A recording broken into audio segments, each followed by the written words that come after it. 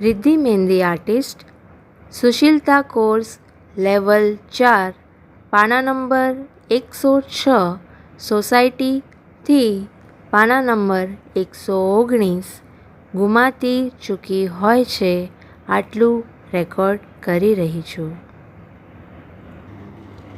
બેટા, સમાજમાં હજુ પણ કેટલીક એવી વ્યક્તિઓ હોય છે જે રામાયણના ધોબીનો રોલ કરતી હોય છે.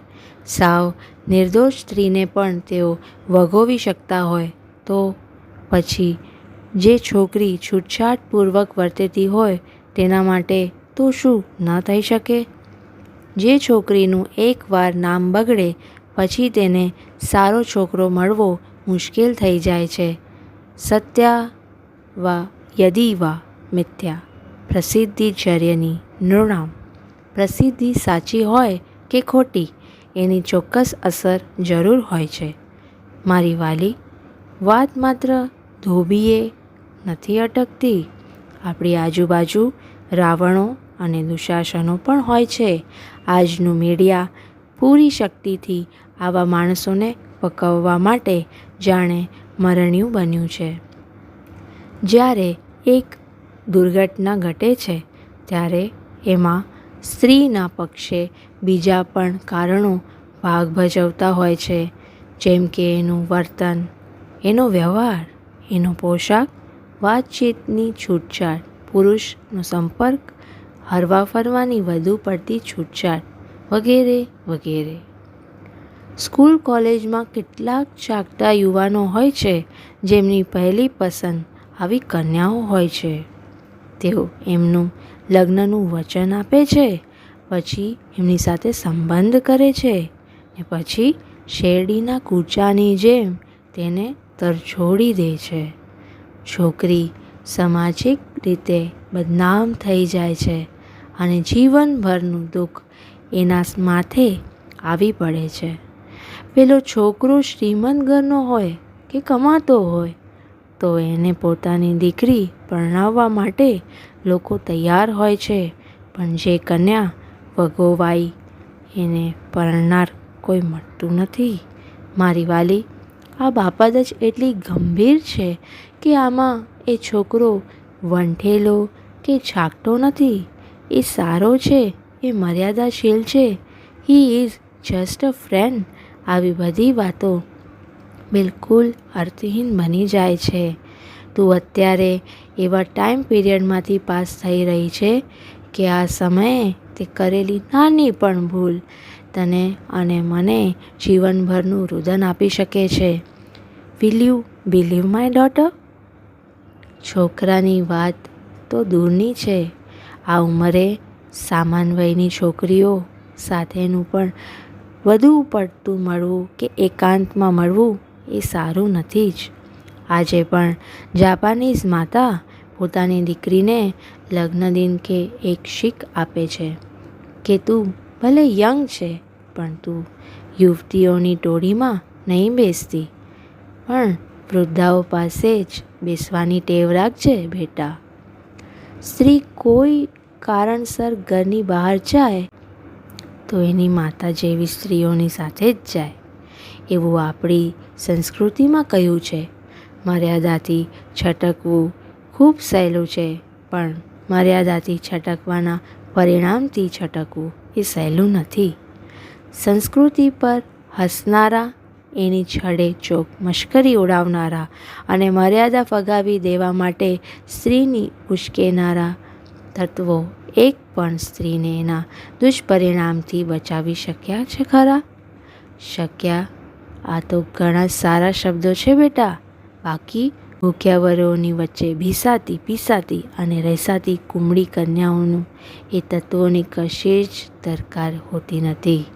હોત તો તેઓ એવો ધંધો જ ન કરતા હોત.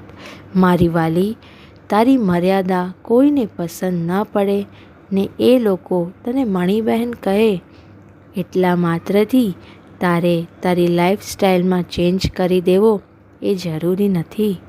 તારે તારું રિમોટ એમના હાથમાં શા માટે આપી દેવું જોઈએ? એક મણીબહેન મેડોના બન્યા બાદ જે દુઃખો ભોગવતી હોય છે એની એમને ખબર હોતી જ નથી. એને ખબર હોય તો એની એમને ફિકર હોતી નથી. Use your own brain my daughter. છોકરી એવી કોમેન્ટ્સને મન પર લે અને એનો ડ્રેસ, એનું બિહેવિયર બધું ચેન્જ કરી દે એટલે પછી એ લોકો જ એને ચાલુનો ઇલકાબ આપી દેતા હોય છે. બેટા, આપણો પહેરવેશ અને આપણી વર્તણૂક સમાજમાં એક ચોક્કસ ઇમેજ ઊભી કરે છે. આમાં છૂટછાટ લેતી છોકરી અંગત જીવનમાં, ખાનગીમાં અનિચ્છનીય છૂટછાટો લેતી હશે એવી સહજ કલ્પના લોકોને થતી હોય છે. આ સ્થિતિમાં એ છોકરીની બદનામી થાય અને છાટકા છોકરાઓ દ્વારા એને ફસાવવાનો પ્રયાસ થાય. આ બંને સહજ છે. બની શકે એ છોકરી અંગત જીવનમાં સારી પણ હોય, પણ એના કોઈ પ્રમાણપત્રો હોતા નથી. As a result she has to suffer. She has to fight a horrible life war. મારી વાલી, સમાજની અપેક્ષા છે કે તમે તમારા મર્યાદામાં રહો, પૂર્ણ મર્યાદામાં, અને એમાં કશું ખોટું નથી. મર્યાદા એ સમાજના પણ હિતમાં છે, વ્યક્તિના પોતાના પણ હિતમાં છે અને વ્યક્તિના પરિવારના પણ હિતમાં છે. બેટા, સમાજને કદી વખોડતી નહીં. આપણી પરંપરાની સમાજ વ્યવસ્થા માનવ સ્વભાવને અને સુખી જીવનને ખૂબ જ અનુકૂળ છે. આજે ગામડાઓને ભણેલો વર્ગ શહેરમાં જાય ત્યારે સમાજ જ્ઞાતિથી અળગા થવા માટે હવાતિયા મારે છે, પણ જ્યારે પ્રશ્ન ત્યાં જ આવીને ઊભો રહે ત્યારે એ સમાજને શોધે છે. આજે પણ એવા અઢળક સમાજો છે જેઓ આરોગ્ય, શૈક્ષણિક, સુરક્ષા, ન્યાય વગેરે ઘણી બધી બાબતોમાં સરકારી કે ખાનગી સંસ્થાઓ કરતાં અનેક ગણી સારી સેવાઓ આપે છે, એ પણ નિસ્વાર્થ ભાવે. આ સેવાઓના લોભથી સમાજને અપનાવવો એવું હું નથી કહેતો. આ તો સમાજના યોગદાનની વાત છે. મારી વાલી, હકીકતમાં તો સમાજની શરમ માનવને દાનવ થતાં રોકે છે અને વ્યક્તિગત, સમિષ્ટગત ઘણી બધી હોનારતોથી બચાવી લે છે. આ જ સમાજનું સર્વોત્કૃષ્ટ યોગદાન છે. સમાજના અભાવે પેદા થયેલા દાનવોએ વિદેશોમાં એક હાહાકાર મચાવ્યો છે. એ તું જાણીશ તો ખરેખર ચોંકી જઈશ. હકીકતમાં પરિવાર અને સમાજ વિના બે જ વ્યક્તિ સુખેથી જીવી શકે, એક પાગલ અને બીજો યોગી. બેટા, એક બાજુ આપણી પાસે સદીઓની પરંપરાથી આવેલો સ્વસ્થ સમાજ છે અને બીજી બાજુ નવી વિચારણાઓનું પૂર છે. મને તારા પર વિશ્વાસ છે બેટા કે તું એમાં તણાઈ નહીં જાય. તું કદી પણ છાટકી છોકરીઓની જેમ just for a fun, enjoy and forget, મજા ખાતર મજા અને પછી ભૂલી જવાનું, આવી છછરી વૃત્તિનો ભોગ નહીં બને. જે વસ્તુ ગંભીરતાનો અને જવાબદારીનો વિષય છે એને તું એ રીતે સમજીશ. Am I right my dear? Oh my wise daughter, નવી વિચારણાનું એક પૂર આ છે લિવ ઇન રિલેશનશિપ. આધુનિક યુવતીને લગ્ન અને પતિ નથી જોઈતા. શી આર્ગ્યુ વાય રિસ્પોન્સિબિલિટી? જવાબદારી ન જોઈએ? એના કરતાં લિવ ઇન રિલેશનશિપ શું ખોટું? એક છત નીચે પતિ પત્ની તરીકે સાથે રહી શકાય, કોઈ રિવાજ શરતનું પાલન નહીં કરવાનું. આનું પણ વધુ આધુનિક રૂપ છે મેરેજ લિવ અપાર્ટ અરેન્જમેન્ટ. અલગ અલગ રહેવાનું, વીકના થોડા દિવસ સાથે વિતાવવાના, લોંગ ટર્મ કમિટમેન્ટ પણ નહીં. પણ બેટા, આમાં સ્ત્રીનું શોષણ નહીં થાય એની ખાતરી છે? સંતાન નહીં થાય, સંતાનનું ભાવિ શું? મારી વાલી, આ પદ્ધતિથી વિદેશમાં પરિવાર, સમાજ, દેશ બધું જ ખાડે ગયું છે. આપઘાતો વધ્યા છે, પાગલપણું અને માનસિક બીમારીઓ વધ્યા છે અને અપરાધો પણ ખૂબ ખૂબ વધ્યા છે. બેટા, છોડ ઉખેડ્યા કરે તો મૂળ ઊંડા ન જાય, ન ફળ ફૂલાવે, ન છોડ સ્વસ્થ રહે, એ જલ્દીથી સુકાઈ જાય. એક વાત હંમેશા યાદ રાખજે કે માનવ સ્વભાવ મશીનની જેમ નવા પાત્રો સાથે સેટ થવા અને જૂનાને ભૂલવા ટેવાયો નથી. દેશમાં સ્વસ્થ અને ટકાઉ લગ્ન જીવનની અછત સૌથી વધુ કોને પીડે છે ખબર છે? એ છે સ્ત્રી. 60થી 65 વર્ષની ઉંમરે એ મજૂરી કરે છે, ફરજિયાત ઘર ખર્ચ આપે છે અને સતત અસલામતી અનુભવે છે. પુરુષ એને જ્યારે કાઢી મૂકે ત્યારે એને નીકળી જવું પડે છે. નીકળીને જવું ક્યાં? એ પ્રશ્નનો એની પાસે કોઈ જ જવાબ નથી. કદાચ એની જિંદગી પૂરી થઈ જાય તો એ આ સવાલનો જવાબ મળતો નથી, કારણ કે એ જ્યાં પણ જાય ત્યાં અસલામતીની તલવાર એના પર લટકતી રહેતી હોય છે. આધુનિક નારીને ખબર જ નથી કે પરાવલંબી હોવું એ જેમ પુરુષ માટે કલંકરૂપ છે, એમ સ્વાવલંબી હોવું એ સ્ત્રી માટે કલંકરૂપ છે.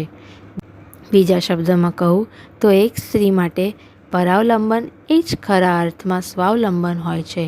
જોબ કરતો માણસ બોસને આધીન રહે છે અને તેના દ્વારા આર્થિક લાભ મેળવે છે, તેમ સ્ત્રી પણ પતિને આધીન રહીને શીલની સુરક્ષાનો લાભ મેળવતી હોય છે. જોબ કરતો માણસને જેમ આધીનતા નથી દેખાતી હોતી પણ લાભ દેખાતો હોય છે, બરાબર તેમ રીતે આ બાબતમાં પણ સમજવું જોઈએ મારી વાલી. તે અવારનવાર એવા ન્યૂઝ જાણ્યા હશે કે કોલેજની છોકરીને કોઈ નરાધમોએ આંતરિક એનો બોયફ્રેન્ડ ભાગી ગયો ને એ બિચારી એમનો શિકાર બની ગઈ. વાય ડીડ ધ રન અવે? Yes my daughter, find out the answer. કારણ કે એ બોયફ્રેન્ડને એ છોકરીની જવાબદારી જેવો કોઈ અહેસાસ જ ન હતો. આની સામે એવા 1000 ઓફ એક્ઝામ્પલ છે જેમાં પતિએ પત્નીની સુરક્ષા માટે પોતાની જાનની પણ બાજી લગાવી દીધી હોય કે પોતાનું જાન સુદ્ધા આપી દીધું હોય. લગ્ન એ બંધન નથી બેટા, એ બંધન છે તો નરાધમો માટે.